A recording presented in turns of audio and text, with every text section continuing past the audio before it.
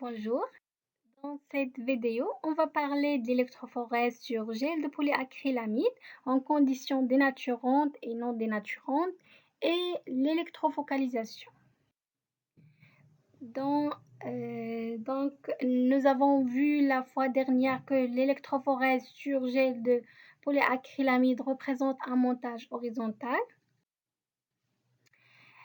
Lorsqu'on veut séparer des protéines de forme et taille différentes, on peut les dénaturer pour que ces protéines deviennent de structure primaire linéaire par l'ajout d'un détergent ou bien un agent dénaturant, à savoir le SDS, qui est utilisé également pour recouvrir les protéines avec de nombreuses charges négatives. Le résultat sera des protéines dénaturées ayant une charge négative uniforme. Ils vont donc migrer toutes vers le pôle positif sous l'effet d'un champ électrique. Et puisqu'ils ont toutes des charges négatives, la migration pendant l'électrophorèse dépend uniquement de la taille des protéines et non de la charge. Les petites protéines migrent à un rythme rapide par rapport aux protéines plus grandes. Un agent réducteur comme le bêta-mercaptoéthanol peut être encore utilisé pour réduire les ponts du sulfure. L'électrophorèse sur gel de polyacrylamide nommée PAGE est une technique de séparation en utilisant un support qui est l'acrylamide pour assurer un déplacement dans le gel à des rythmes différents en fonction de la charge et de la taille des protéines.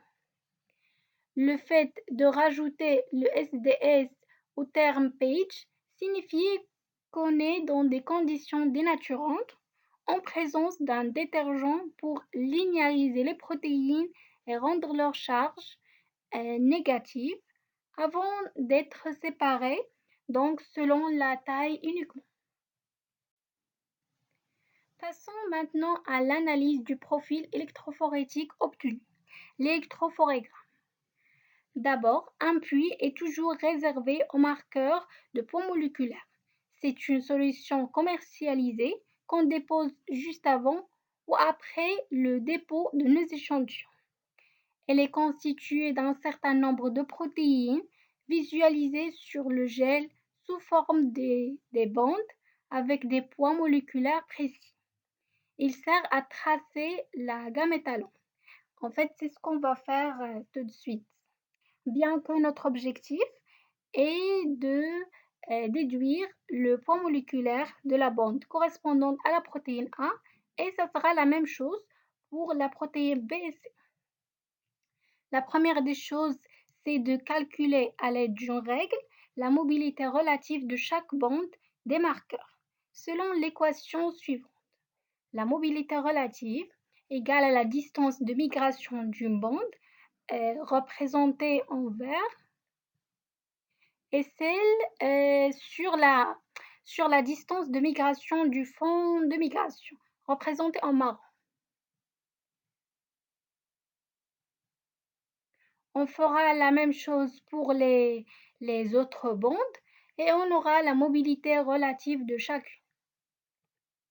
Par la suite, tracer la courbe du logarithme du poids moléculaire en fonction de la mobilité relative de chaque bande. À convertir les valeurs de kilodalton en dalton. Mais il vaut mieux les calculer ou bien faire les calculs d'abord sous forme de tableau, puis les présenter sous forme de cours par Excel. Alors, après avoir tracé la gamme étalon, on mesure la distance de migration de la bande de la protéine A, puis on calcule sa mobilité relative selon l'équation de tout à l'heure. Supposons qu'elle est de 0,5. Alors, une chose, c'est que les valeurs de la courbe ne correspondent pas à celles du profil électrophorétique. C'est juste pour expliquer. Bon, sur l'axe de la mobilité relative, on regarde la valeur 0,5. Je place cette valeur sur la courbe d'étalonnage. Ça tombe sur un point qui est de valeur environ 4,9. Et voilà, j'ai la valeur logarithmique du poids moléculaire de la protéine A. Par la suite, par un simple calcul, j'aurai le poids moléculaire de la protéine A et on fera la même chose pour les protéines B et C. Là, on va parler de l'électrofocalisation. C'est une technique de séparation des protéines les unes des autres en fonction de leur poids isoélectrique. C'est un système avec la cellule d'électrophorèse, avec une anode et une cathode, sur lequel on met le gel à faible pourcentage d'acrylamide. Le faible pourcentage, c'est pour éviter que la porosité affecte la vitesse de migration. Le déplacement des molécules dans le gel doit être en fonction de leur point isoélectrique uniquement. En fait, d'autres supports peuvent être utilisés, mais la polyacrylamide est la matrice la plus utilisée pour le gel de la focalisation isoélectrique. Additionnées à des infolites. Ce sont des petites molécules chargées qu'on met sur un gel et elles se disposent sous l'effet d'un champ électrique les uns à la suite des autres dans l'ordre de leur point isoélectrique pour créer un gradient de pH. En détaillant notre dispositif, c'est un système formé d'un gel de polyacrylamide à faible pourcentage et pour générer le gradient de pH, on met les infolites dans le mélange du gel avant sa polymérisation. L'extrémité du gel côté pH acide du gradient est prolongée dans un réservoir acide contenant l'acide fort. L'autre extrémité côté pH alcalin du gradient est prolongée dans un réservoir alcalin contenant une base forte. La migration des molécules chargées se fait en introduisant un courant électrique par un générateur de tension. Nous avons mentionné que la migration se fait selon le point isoélectrique, le PI ou encore le PHI. Alors, c'est quoi ce paramètre? C'est le pH pour lequel la charge nette d'une protéine donnée est nulle. Prenons l'exemple de l'acide aminé, la glycine, pour mieux comprendre. Son pHI est de 6,5. Lorsque cette protéine est soumise à un champ électrique, elle migre jusqu'à l'endroit où le pH du gel est égal à son pHI. S'il est présenté dans le gel sous sa forme acide, c'est-à-dire chargé positivement, avec une valeur de pH faible par rapport à son pHI, il va migrer vers la cathode jusqu'à ce qu'il atteigne un pH égal à son pHI. Là, elle va s'arrêter. La même chose si elle est présentée dans le gel sous sa forme basique, la migration s'arrête à l'endroit où son pH égale à son point isoélectrique, tout en perdant ou en gagnant un électron du milieu. En appliquant cela sur notre schéma du dispositif, avec 5 infolites par exemple, qu'on introduit dans le gel avant sa polymérisation. Chaque infolite a son pHI précis.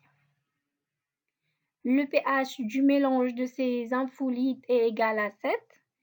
Une fois le courant électrique introduit, les ions H+ et OH- migrent des tampons vers le gel. Du fait, le côté proche du pôle positif devient plus acide et celui du pôle négatif devient plus basique. Le pH du milieu va donc être changé.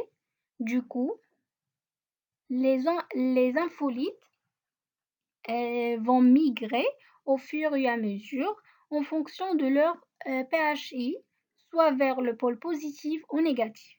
Ils vont donc à leur tour influencer le pH du gel. Un gradient de pH se met en place peu à peu et chaque infolite va s'arrêter et se focaliser dans la zone là où son pHI est égal au nouveau pH du milieu. Passons maintenant à nos échantillons. Après le dépôt de l'échantillon, les protéines vont migrer selon le gradient du pH induit par les infolites sous l'effet d'un champ électrique, jusqu'à ce qu'elles focalisent chacune sur son point de pHI qui est égal au pH sur le gel. Là, elle arrête la migration. Donc, si un mélange de protéines est soumis à une électrophorèse dans une matrice ayant un gradient de pH, et donc le pH augmente lentement de l'anode vers la cathode, chaque protéine va migrer jusqu'à l'endroit où le pH est égal à son point isoélectrique. Une chose à rajouter, c'est le temps dans ce type d'électrophorèse qui n'est pas un paramètre critique, car les protéines vont être migrées dans le gel jusqu'à ce qu'elles atteignent leur pHI et elles vont s'arrêter de bouger et ne peuvent pas sortir du gel. Tandis que lors d'une électrophorèse en gel de polyacrylamide, les protéines se déplacent dans le gel du haut vers le bas à des vitesses différentes. Il y a toujours un risque de perdre les protéines en quittant le gel en bas par l'effet du champ électrique. Bon, j'espère que la présentation était claire. À la prochaine et merci.